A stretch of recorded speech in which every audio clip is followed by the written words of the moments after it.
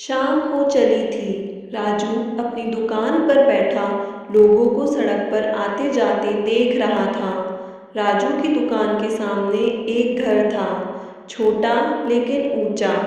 राजू ने देखा, एक एक कर उस घर के सभी सदस्य बाहर आकर खड़े हो गए। घर के पास ही एक कार खड़ी थी। सभी लोग उसी कार में जाकर बैठने लगे।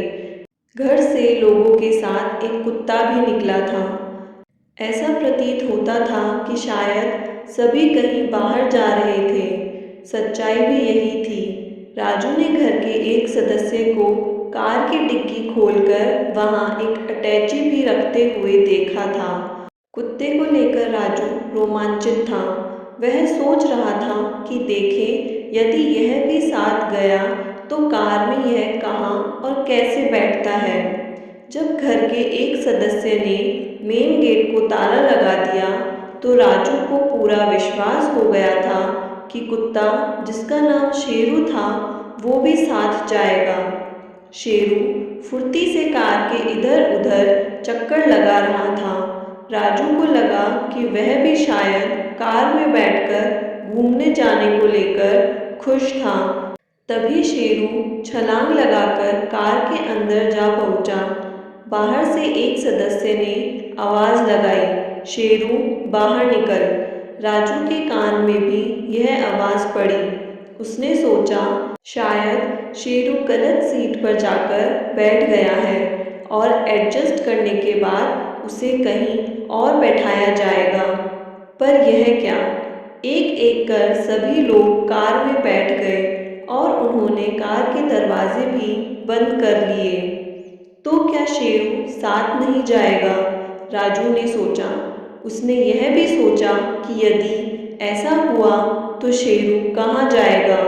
घर को तो ताला लग गया है, उसकी देखभाल कौन करेगा?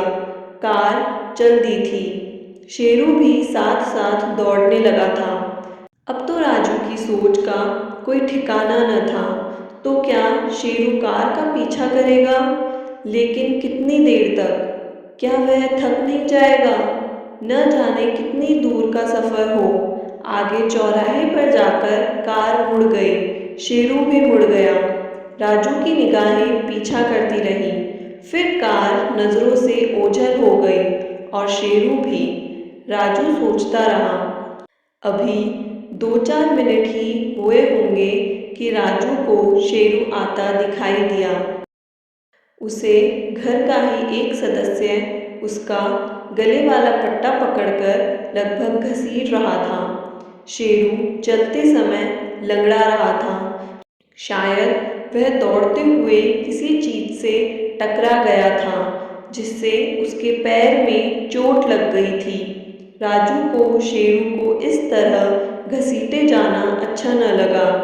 उसे लगा मानो शेरू कह रहा हो, प्लीज मुझे भी साथ ले चलिए ना। फिर घरवाला शेरू को घर के नीचे बनी एक दुकान के पास ले आया और दुकानदार को बुलाकर बोला, इसे पकड़ो। राजू के लिए सब नया था, लेकिन शायद दुकानदार के लिए यह सब पुरानी बात थी। तभी तो वह दुकान से निकलकर फौरन बाहर आया और शेरू का पट्टा थाम लिया। फिर शेरू को दुकानदार के हाथों थमाकर घर वाला चला गया। राजू के लिए अब यह कल्पना करना कठिन नहीं था कि जरूर कार कहीं रुकी थी और शेरू को छोड़कर सभी लोग चले जाने थे। दुकानदार के हाथों थमा शेरू छटपटा रहा था। वह बार बार पट्टा छुड़ाने की कोशिश कर रहा, लेकिन दुकानदार उसे मजबूती से पकड़े रहा। फिर थोड़ी देर बाद दुकानदार ने शेरू को छोड़ दिया।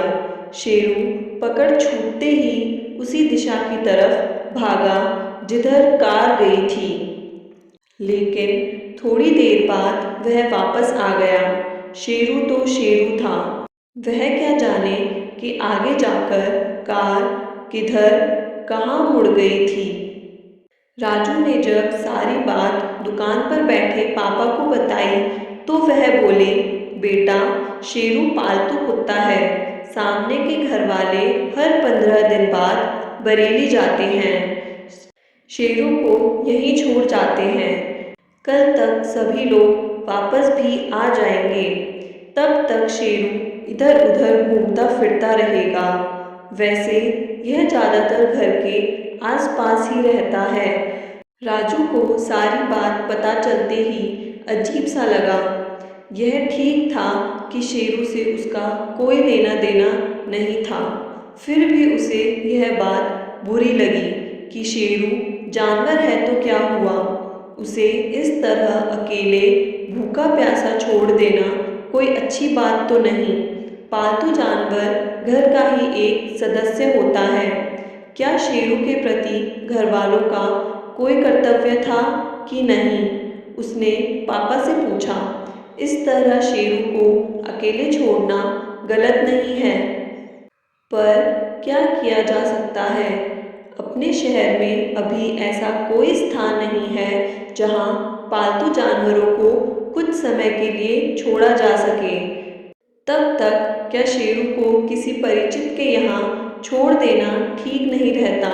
राजू ने पूछा, बेटे तुम्हारी बात सही है। शेरू के मालिकों को उसे किसी सुरक्षित स्थान पर छोड़कर जाना चाहिए था। कहकर पापा चुप हो गए। राजू भी चुप हो गया। शेरू घर के आसपास अभी चक्कर लगा रहा था।